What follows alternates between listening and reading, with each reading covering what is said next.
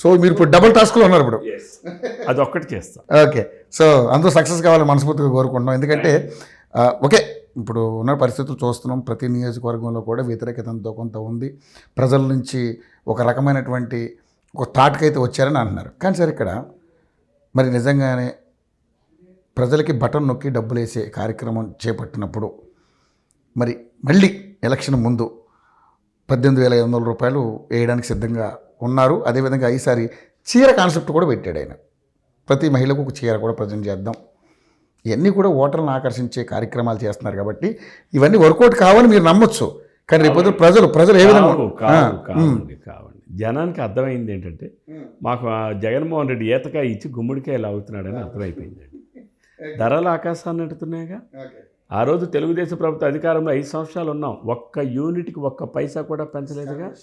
150-200 రూపాయలు 2 నెలలకు వచ్చే కరెంటు బిల్లు ఈరోజు నెలకు 500-600 వస్తుంది. ఆ రోజు పెట్రోల్ డీజిల్ ధరలు 60 రూపాయలు 70 రూపాయలు ఉన్నటువంటి ధరలు ఈరోజు 110-115 రూపాయలకి వెళ్ళింది. ఆటో వాడికి ఆ రోజు 10,000 రూపాయలు. ఆ రోజు మేము రిజిస్ట్రేషన్ ఛార్జీని రద్దు చేశాం. ఈరోజు 10,000 ఇస్తున్నాం అన్నాడు. ఆ రోజు థర్డ్ పార్టీ ఇన్సూరెన్స్ 3,500, ఈరోజు థర్డ్ పార్టీ ఇన్సూరెన్స్ 13,500. అంటే ఆయన ఇచ్చిన 10,000 ఇన్సూరెన్స్కే పోదు. అంటే ఇవన్నీ కూడా ఎలా జరిగాయి? జగన్మోహన్ రెడ్డి పెంచినటువంటి ధరలు, గ్యాస్ ధరలు పెంచాడు, పెట్రోల్ ధరలు పెంచాడు, బస్ ధరలు పెంచాడు, విద్యుత్ ఛార్జీల ధరలు పెంచాడు, ఇసుక ధరలు పెంచాడు, స్టీల్ ధరలు పెంచాడు, సిమెంట్ ధరలు పెంచాడు. అలానే పన్నులు, ఇంటి పన్నులు పెంచాడు, చెత్త పన్నులు వేశాడు, నీటి పన్నులు పెంచాడు, వేకెంట్ ల్యాండ్ ట్యాక్స్ పన్నులు పెంచాడు, రిజిస్ట్రేషన్ ఛార్జీలు 5 సార్లు పెంచాడు. అసలు పెంచంది ఏమైనా ఉందా? పేదవాడు బ్రతికే పెరగలేదు. ఆయిల్ ఛార్జీలు పెంచాడు. 80 రూపాయలు నూనె ప్యాకెట్ 160 చేశాడు. 60 రూపాయలు ఉన్న మందు బాటిల్ని 200 రూపాయలు చేశాడు.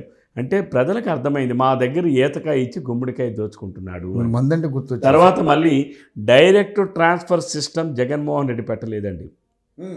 డైరెక్ట్ ట్రాన్స్ఫర్ సిస్టమ్ పెట్టిందే తెలుగుదేశం ప్రభుత్వం, చంద్రబాబు నాయుడు గారు. మొట్టమొదటగా ఆ రోజు మేము 1 కోటి మంది మహిళలకు రుణమాఫీ చేసాం. ప్రతి ఒక్క సభ్యురాలకి 10,000 ఇచ్చాం. డైరెక్ట్గా వాళ్ళ బ్యాంక్ ఖాతాలకే కదా వేసాం. పసుపు కుంకుమ 10,000 ఇచ్చాం. డైరెక్ట్గా వాళ్ళ బ్యాంక్ ఖాతాలకే కదా వేసాం. 57 లక్షల మంది రైతులకు రుణమాఫీ చేశాం. డైరెక్ట్గా వాళ్ళ బ్యాంక్ ఖాతాలకే కదా. రుణమాఫీలో మీరు ఫెయిల్ అయ్యారుగా, పూర్తి స్థాయిలో చేయలేదన్న. పూర్తి స్థాయిలో మేము చేశాము. లాస్ట్ మినిట్లో బ్యాంకర్స్ కాస్త స్పీడ్ అవ్వకపోవడం వల్ల ఆ నిధులు విత్డ్రాల్స్ జరగలేదు. ఎన్నికలు కూడా రావడం వల్ల అది ఆపేశారు. అప్పుడున్నటువంటి పరిస్థితుల్లో ఈ ప్రభుత్వం జగన్మోహన్ రెడ్డి వచ్చాక ఆ 6,800 కోట్ల రూపాయలని మా రుణమాఫీని రద్దు చేసి దాన్ని రైతు బంధు అని చెప్పి వెంటనే ఆ డబ్బులు వాడుకున్నాడు. తప్పనిసరిగా రేపు మళ్ళీ మా మాటను మేము నిలబెట్టుకుంటాం. ఓకే, ఇందులో డౌటే లేదు. ఇక ముఖ్యంగా తమ్మినేని సీతారామరావు గారికి మీకు ఉన్నటువంటి విభేదాలు కావచ్చు, మీ కుటుంబ నేపథ్యం కావచ్చు, సరే మీ మధ్య ఉండొచ్చు. కానీ ఇవన్నీ కూడా మీ రాజకీయ భవిష్యత్తు నిలుపుకోవడం కోసమే ఈ తన మామనే ప్రత్యర్థిగా చేసుకున్నారు కోన రవికుమార్ గారు. ఇక్కడ మీరు అర్థం చేసుకోవాల్సింది ఏంటంటే అండి, నేను ప్రత్యక్ష రాజకీయాల్లోకి, పోటీ రాజకీయాల్లోకి 1994లో వచ్చారు. అప్పుడు మాది పొందూరు మండలం. ఓకే, అది మా చీపురుపల్లి నియోజకవర్గం, బొబ్బిలి పార్లమెంట్. ఓకే. సో మా రాజకీయాలు మేము గత 50 సంవత్సరాల నుంచి ఉన్నాయి. అప్పట్లో సమితి వ్యవస్థ వచ్చినప్పుడు మా చిన్నాన్నగారు సమితి ప్రెసిడెంట్. సో మేము ఎప్పుడూ రాజకీయాల్లో ఉన్నాం. రాజకీయ నేపథ్యం ఉన్న కుటుంబం మాది. మా నాన్నగారు చేశారు, అనేకం చేశాం. అయితే ప్రత్యక్ష రాజకీయాల్లో నేను ఆ రోజు వచ్చా. 1990 ఆనాడు 94లోనే ఎన్టీ రామారావు గారు చీపురుపల్లి నియోజకవర్గానికి, ఆ రోజులో ఎన్టీ రామారావు గారు 94 సంవత్సరంలో ఎవరు టికెట్ కావాలన్నా అప్లికేషన్ దరఖాస్తును పెట్టమన్నారు. నేను ఎన్టీ రామారావు గారిని మామూలుగా కలవడానికి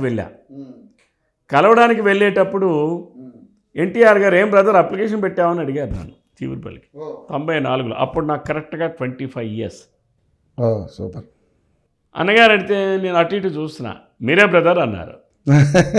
అన్నగారు నాకు ఆ ఉద్దేశం లేదు గారు, నేను ఏదో కుర్రాడిగా ఉన్నాను, ఇంకేదో చేయాలనుకుంటున్నాను, ఇంకా 40 సంవత్సరాల తర్వాత అప్పుడు రాజకీయాలకు వద్దాం అనుకున్నాను. అదేం బ్రదర్, మీరు ఇంజనీరింగ్ గ్రాడ్యుయేట్ చదువుకున్నారు, యువకులు మీలాంటి వాళ్ళు రాజకీయాల్లోకి రావాలి, మీరు దరఖాస్తు పెట్టండి అని అక్కడ ఉన్న పిఏకి పిలిచి అప్లికేషన్ ఇవ్వండి అన్నాడు.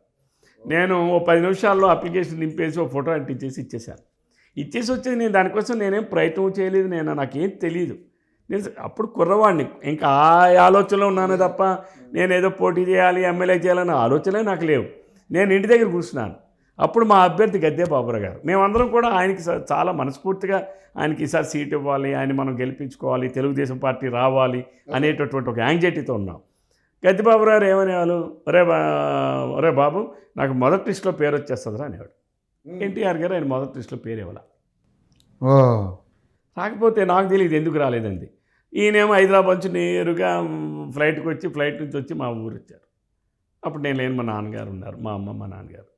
కృష్ణారావు గారు నాకు సరదాగా అనేవాడు, ఈ కుర్రాడడం వలన నాకేమో ఇది పోతుందండి, అన్నగారేమో నేను సీట్ అడుగుతుంటే ఈడికిస్తానంటున్నాడు, ఓ ఆడికేమో 25 నాకు 55, ఆడేమో ఇంజనీరింగు నేను 10th క్లాసు, పెద్ద ఆయనేమో నేను ముఖ్యమంత్రి అయితే మీరు ముఖ్యమంత్రి కదా బాబురావు గారు, మన సోదరుడు బ్రదర్ కుర్రాడికి ఇద్దాం అని చెప్పి అంటున్నారు. నాకు ఎలాగైనా చేయాలన్నది మీకు తెలుసు కదా, 83 నుంచి తెలుగుదేశం పార్టీ కోసం నేను ఎంత ఇది చేశానో మన నియోజకవర్గంలోన అని అంటే, బాబురావు గారు మాకు ఆ ఉద్దేశమే లేదండి, మా అబ్బాయికి అసలు దరఖాస్తు పెట్టాడని సంగతి కూడా నాకు తెలియదు. అప్పుడు నాన్నగారు తెలియదు. నేను ఆ తర్వాత ఆ నైట్ ఏవో పనులు చూసుకుని ఇంటికి వెళ్తే మా నాన్నగారు అడిగారు, ఏంటి అన్న ఇదని. అవును నాన్న, అన్నగారు చెప్పారని అక్కడిక్కడ దరఖాస్తు ఇచ్చానని చెప్పా. అయితే ఇలా బాబురావు గారు వచ్చారు. మరి అప్పుడులో సెల్ ఫోన్ లేవు కదా, ల్యాండ్లైన్ ఫోన్ లేని. ఇంటికి వచ్చాక మాట్లాడాం, బాబురావు గారు చెప్పాను. మళ్ళీ బాబురావు గారు రే 2వ లిస్టులో వచ్చేస్తుంది అనేవాడు. బాబురావు గారి పేరు 2వ లిస్టులో కూడా రాలా. ఇంకా పెద్ద ఆయనకి ఎక్కడో ఇది ఉండేది. 3వసారి అప్పుడున్నటువంటి పెద్దలు మా మామగారికి ఫోన్ చేసి, మీకు మంత్రి ఇప్పిస్తామండి, కాస్త మీ వాడికి బాబురావు గారికి ఇమ్మనమని చెప్పండి, ఇప్పుడు నేను పోటీ చేయనని చెప్పాను. సో పెద్ద లాబింగ్ జరిగింది. అంటే ఒక ఎర్లీ అవర్స్ అన్నగారు ఎప్పుడు 4 రెడీ అయిపోయారు. నాకేం చెయ్యాలని సరదా కానీ, లేకపోతే అప్పుడు ఏదో నేను లాబింగ్ చేయడం కానీ, ఎవరిని అడగడం కానీ నాకేం లేదు. జస్ట్ అన్నగారు పెట్టమన్నారు, దరఖాస్తు పెట్టి నేనేదో నా సరదాగా నేను తిరుక్కుంటున్నా. అన్నగారి దగ్గరికి వెళ్ళి చెప్పిన తర్వాత, అన్నగారి దగ్గరికి వెళ్ళి బాబురావు గారికి ఇవ్వండి సార్, ఇవ్వకపోతే నాకు ఇవ్వండి సార్ అని ఒక మాట అన్నా. అంటే ఏం బ్రదర్ సీట్లు మీరు ఇస్తారా అని అన్నాడు. అంటే ఏంటి, బాబురావు గారి పేరు చెప్పానని. నాకు అంటే ఆయన అభిప్రాయం ఏంటంటే, నాకు వద్దండి అని చెప్పడం వేరు, ఆయనకి ఇచ్చేయండి అని చెప్పడం వేరు. అంటే అన్నగారి కాళ్ళకి దండం పెట్టేసి నమస్కారం చేసి వచ్చేస్తే ఆయన వీపు తట్టి, అలాగే బ్రదర్ మీ కోరికను అలాగే చేద్దాం అని ఆయన మాటని 3వ లిస్ట్ ఇచ్చారు. నేను బాబురావు గారు ఆ రోజు నేను కుర్రాడిని, నాకు చాలా యాంగ్జైటీ, తెలుగుదేశం పార్టీ అధికారంలోకి రావాలి, మళ్ళీ బాబురావు గారు మా ఎమ్మెల్యేగా గెలవాలని. ఫస్ట్ నుంచి అదే పార్టీలో ఉన్నారా సార్?